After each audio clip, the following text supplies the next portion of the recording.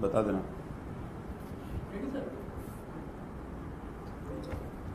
सभी साथियों को मेरा नमस्कार।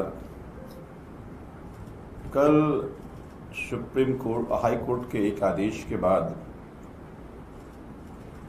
कि दिल्ली यूनिवर्सिटी प्रधानमंत्री जी की डिग्री को दिखाने के लिए बाध्य नहीं है, अब पूरे देश में एक सवाल उठ रहा है, लोग पूछ रहे हैं कि आखिर प्रधानमंत्री जी अपनी डिग्री क्यों नहीं दिखा रहे हैं। ये डिग्री दिखाने में आपत्ति क्या है? या तो डिग्री है या डिग्री नहीं है। डिग्री नहीं है तो वो भी मान लें, हमारे देश के प्रधानमंत्री हैं। क्योंकि ये बात जब बाहर भी जाती है कि प्रधानमंत्री जी की जो क्वालिफिकेशन की डिग्री है वो दिखाया नहीं जा रहा, तो कहीं ना कहीं भारतीय होने के नाते एक ये अपमान भी है और अपमानित भी महसूस करते हैं। इसीलिए देश के आज हर नुक्कड़ पर, हर चौक चौराहे पर कल से ये सवाल पूछ रहे हैं लोग कि आखिर ऐसा क्या है कि प्रधानमंत्री डिग्री नहीं दिखा रहे हैं या नहीं दिखाना चाहते हैं। भाई लोग डिग्री ही तो मांग रहे हैं, डिग्री दिखाने की बात तो कर रहे हैं, कोई प्रधानमंत्री जो किडनी की बात तो हो नहीं रही। तो पूरे देश में जब ये सवाल पूछा जा रहा है तो अब वो अटेंशन डाइवर्ट करने के लिए आज एक ईडी की रेड हमारे प्रदेश अध्यक्ष सौरभ भारद्वाज जी के घर पे हुआ। ये ईडी की रेड ये दर्शाती है कि केंद्र की सरकार एक फर्जी केस में फर्जी रेड कराकर एक फर्जी जांच कर रहे हैं। और चूंकि जिस केस में ये जांच हो रही है वो केस तब का है जब वो मंत्री नहीं थे, और कहा यह जा रहा है कि सौरभ भारद्वाज मंत्री रहते हुए गड़बड़ियां करी। हालांकि इस बात को सौरभ भारद्वाज जी ने खुद ही एक वीडियो बनाकर पूरे देश को बताया था कि जिस बिल्डिंग की बनने की बात हो रही है वो बिल्डिंग बना 2018-19 में, 21 में, वो मंत्री बने 23 में। तो जब वो मंत्री नहीं थे तो मंत्री बनकर के गड़बड़ियां कैसे कर लिया? और उसकी जांच देश की प्रीमियर इन्वेस्टिगेटिंग एजेंसी ईडी कर रही है। तो एक बेसिक जो होमवर्क होता है, आप जब ईडी के किसी ऑफिसर से बात करेंगे तो पहले वो केस रिपोर्ट तैयार करता है, सारे के तथ्य में जाता है, फिर रिपोर्ट बनती है, फिर रेड की परमिशन मांगी जाती है, फिर रेड होता है। तो ये बेसिक होमवर्क भी नहीं हुआ कि ये भी जानकारी नहीं है। और जिस बात की खुलासा, जिस बात की जानकारी खुद सौरभ भारद्वाज जी ने पहले दिया है कि जो आरोप मुझ पे लगा रहे हैं वो आरोप भी ठीक नहीं है। मंत्री रहते तो बात समझ में आती। तो एक फर्जी जांच हो रही है और वो फर्जी जांच ईडी कर रही है। अब ईडी की जहां तक बात है, देखिए मैं मानता हूं कि प्रधानमंत्री जी ईडी को अपने पॉलिटिकल वेंडेट्टा लेने का एक इंस्ट्रूमेंट बनाकर रख दिया और इसके कारण ईडी की बार बार भद पिट रही है। ईडी देश की प्रीमियर इन्वेस्टिगेटिंग एजेंसी है, लेकिन लोगों को अब भरोसा नहीं है। अगर आप सर्वे कराएंगे तो सब कहेंगे कि केवल ये पॉलिटिकल वेंडेट्टा लेने की एक एजेंसी बन गई है। अब आम जनता छोड़िए, सुप्रीम कोर्ट कई बार कह चुकी है ईडी के बारे में। सुप्रीम कोर्ट ने यहां तक कह दिया कि ईडी क्रुक की तरह काम कर रही है, ईडी को पॉलिटिकल वेपन की तरह उपयोग किया जा रहा है। जुलाई 2025 के एक जजमेंट में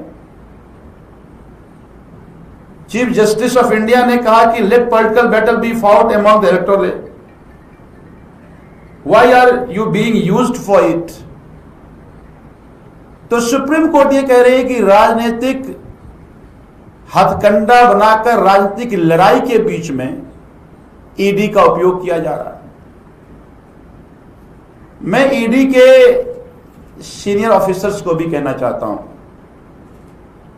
कि आपको नौकरी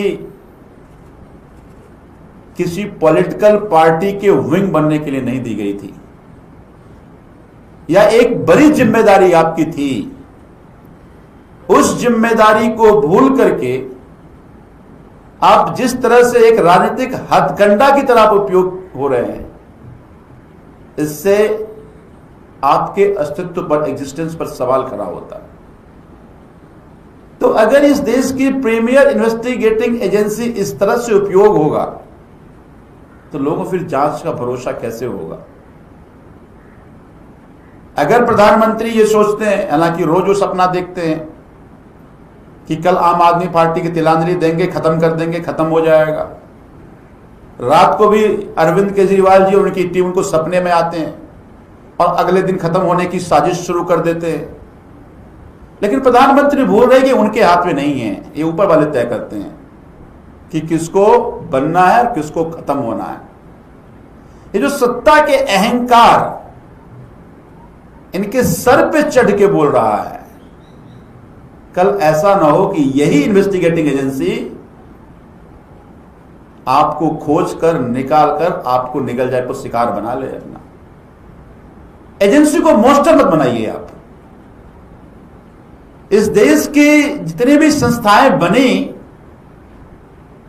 वो संस्था ये देश कैसे बेहतर होगा या देश कैसे चलेगा उसको चलाने की जिम्मेदारी थी।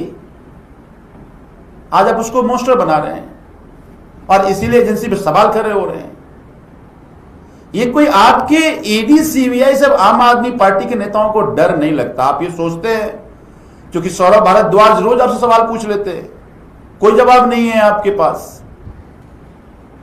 अभी आजादी के दिन तिरंगा की खरीद में भ्रष्टाचार कर लिया, ओपन भ्रष्टाचार था, बड़े बड़े न्यूज़पेपर ने छापा उसको।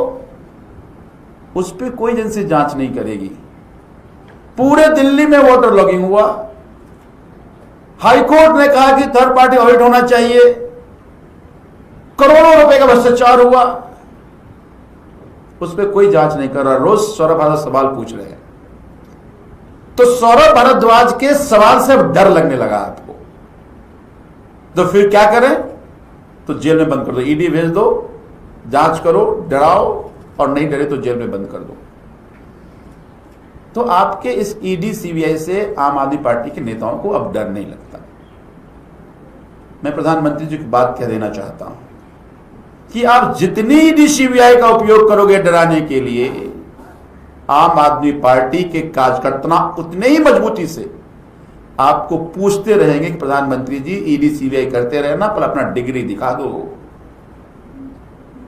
तो इसलिए मैं भारतीय जनता पार्टी से और इस देश के प्रधानमंत्री नरेंद्र मोदी जी से कहना चाहता हूं कि ईडी सीबीआई का दुरुपयोग करना बंद कर दीजिए। ईडी सीबीआई से आम आदमी पार्टी के नेताओं को डराना बंद कर दीजिए। हमारे सभी नेता आपके फर्जी जांच में जेल होकर अब आ चुके हैं।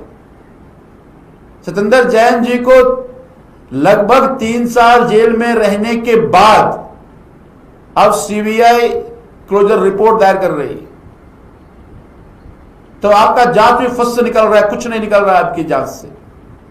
तो ये खेल खेलना बंद कीजिए, नहीं तो आपको ये जो आप सत्ता का दुरुपयोग कर रहे हैं एजेंसी के जरिए, ये खेल आपको महंगा पड़ेगा।